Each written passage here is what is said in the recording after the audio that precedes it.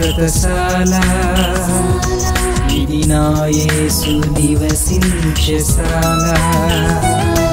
చూడండి, కీర్తనల గ్రంథం 51వ అధ్యాయం 12వ వచనం. నీ రక్షణానందము నాకు మరలా పుట్టించుము, సమ్మతి గల మనస్సు కలుగజేసి నన్ను దృఢపరచుము. రక్షణానందము, మారు మనసు పొందినప్పుడు, బాప్తిసం తీసుకున్నప్పుడు, ప్రభు బిడ్డలుగా చేర్చబడినప్పుడు హృదయంలో ఆనందం ఉంటా ఉన్నది. దేవునికి దూరం అయిపోయి దేవుని కోపం పుట్టించిన తర్వాత ఈ ఆనందం అంతా తొలగిపోయి చాలా దుఃఖంలో మనం ఉంటాం. అయితే దేవుడు ఏమంటున్నాడు? మరలా నేను సమ్మతి గల మనసు మీకు ఇస్తాను. ఇప్పుడు దేవునికి మీకు సమ్మతి గల మనసు లేదంట. దేవునికి మీకు సమ్మతి కలిగిన, సమాధానం కలిగిన, సంతోషం కలిగించేటువంటి ఇద్దరు ఏకమైనటువంటి మనసు లేకుండా దేవునికి మీకు సంబంధం దూరం అయిపోయిందంట. ఇప్పుడు దేవుడు ఏమంటున్నాడు? సమ్మతి గల మనసు కలుగజేసి నన్ను దృఢపరచని భక్తుడు దేవుణ్ణి వేడుకుంటూ ఉన్నాడు. ప్రియులారా, దేవునికి మనకు సమ్మతమైనప్పుడు అప్పుడు మనకు సంపూర్ణమైన సమాధానం కలుగుతూ ఉన్నది. ప్రియులారా, ప్రభు సన్నిధిలో చేరిన ప్రభు బిడ్డలమైన మనందరి జీవితాల్లో దేవుడు సమ్మతిని, సంతోషాన్ని, సమాధానాన్ని కలుగజేసి ఇంకో చక్కని మాట ఏమంటున్నా అంటే చూడండి, కీర్తనల గ్రంథం 18వ అధ్యాయం 35వ వచనం. నీ రక్షణ కేడెమును నాకు అందించి ఉన్నావు, నీ కుడి చెయ్యి నన్ను ఆదుకొనెను, నీ సాత్వికము నన్ను గొప్ప చేసెను అని వ్రాయబడింది. దేవుడే ఆయన సాత్వికం చేత మనల్ని గొప్ప చేస్తూ ఉన్నాడంట.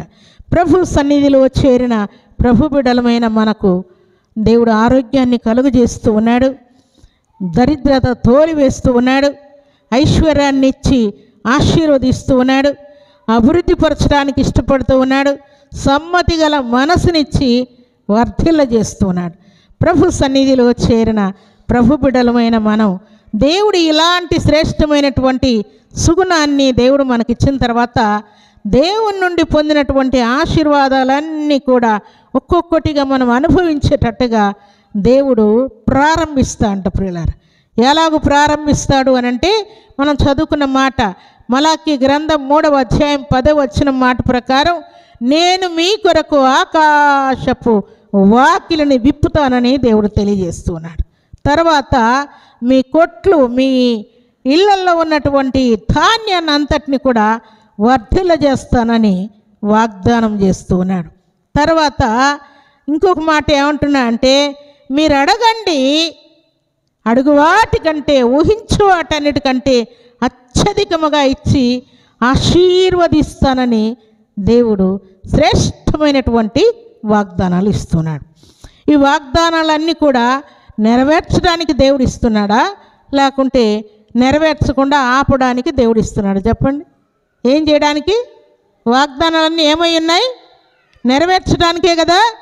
దేవుడు వాగ్దానాలన్నీ కూడా మన జీవితంలో నెరవేర్చడానికి ఈ వాగ్దానాలు ఇస్తున్నాడు. దీనికి ఒక మాట మీకు జ్ఞాపకం చేస్తాను. దేవుని యొక్క వాగ్దానము మనకిచ్చిన తర్వాత పదే పదే ఆ వాగ్దానం మన జీవితంలో దేవుడు నెరవేర్చబోతున్నాడన్న పరిపూర్ణ విశ్వాసంతో మనం ఉండాలి. ప్రియులారా, అదే విశ్వాసం ఉంటే ఈమెమో, ప్రభువా నా భర్త మీద ఎంత దయ చూపించవయ్యా, నొప్పి లేకుండానే నీ రాజ్యానికి చేర్చుకొని నీ కుడిపార్శ్వమందు నా భర్తను ఉంచుకున్నావు, నా భర్తను చార్లెస్ నువ్వు ఎంత ప్రేమించవయ్యా, ఎంత దయ ఉందయ్యా అని దేవునికి ఆమె కృతజ్ఞతాస్తుతులు చెల్లించిందంట.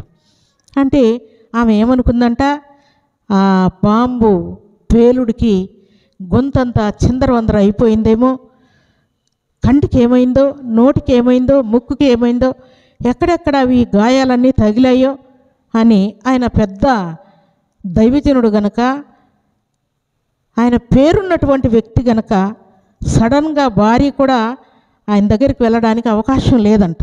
అంత జనసమూహంలో నుండి ఆయన్ని భద్రముగా పోలీసుల సమక్షంలో హాస్పిటల్కి తీసుకుని వెళ్ళారు. భార్య అయినా కూడా దగ్గరికి వెళ్ళి ఆయన పరిస్థితులన్నీ చూసే అవకాశము లేదంట ప్రియులారు.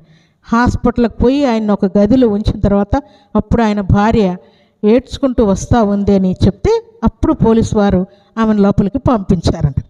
అలాంటి పరిస్థితుల్లో ఎట్లున్నాడో ఏంటో అని భయపడుకుంటూ వచ్చినటువంటి ఆమెకు ఆయన ముఖం మీద చిరునవ్వు కనబడినందుకు దేవునికి కృతజ్ఞతాస్తుతులు చెల్లించిందంట.